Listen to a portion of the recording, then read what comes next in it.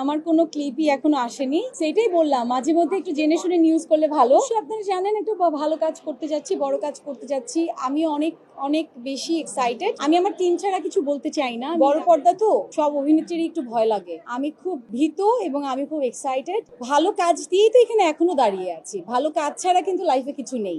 ভালো কাজ দিয়েই থাকতে চাই। আমি তো বেশ অনেকদিন কাজ করিনি। সেটা এমন না যে আমি সাইন করে বসে তারপর আমি কাজ করিনি। আমার মনে হয়েছে I needed a break for a very good and big project. আমার মনে হয় না এরকম কোনো ক্লিপ আমি দেখেছি। না না, আপনি তাহলে ভুল নিউজ করেছেন।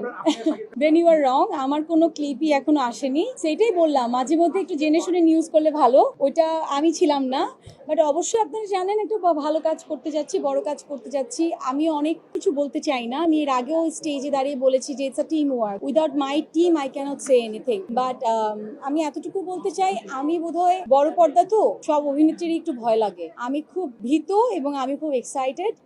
আমি চাই আপনাদের সবার দোয়া এবং আপনাদের সবার সহযোগিতা, যাতে ভালো কাজ দিয়েই তো এখানে এখনো দাঁড়িয়ে আছি। ভালো কাজ ছাড়া কিন্তু লাইফে কিছু নেই। সো ভালো কাজ দিয়েই থাকতে চাই। সেটা আমি বলবো অবশ্যই প্রস্তুতি ছিল।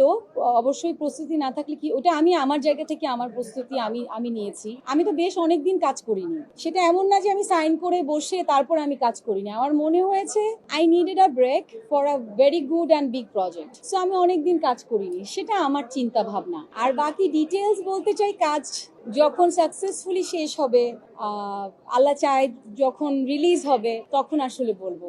Thank you so much.